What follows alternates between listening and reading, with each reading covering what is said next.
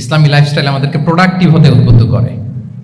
আপনার দিন শুরু হবে অনেক সকালে, প্রোডাক্টিভিটি নিয়ে অনেক লম্বা আলোচনা করা যেতে পারে। আমি ছোট্ট একটা পয়েন্ট যদি আজকের এ হলরুমে শেয়ার করি প্রোডাক্টিভিটি নিয়ে, যে ইসলামিক লাইফস্টাইল হচ্ছে আপনি একেবারে সকাল সকাল আপনার দিন শুরু করবেন। Early to bed and early to rise makes a man healthy wealthy.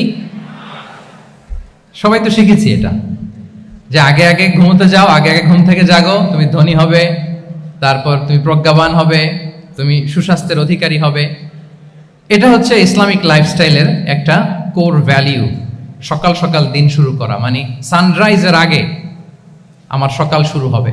কাজী নজরুলের যে কবিতা, সূর্যি মামা জাগার আগে উঠবো আমি জেগে, পড়েছি আমরা সবাই, কিন্তু হয়তো মানা হয় না। তো এই যে সকাল সকাল ঘুম থেকে ওঠা, এটা যদি আপনার মধ্যে না থাকে, এটা ইসলামিক লাইফস্টাইল হতে পারে না।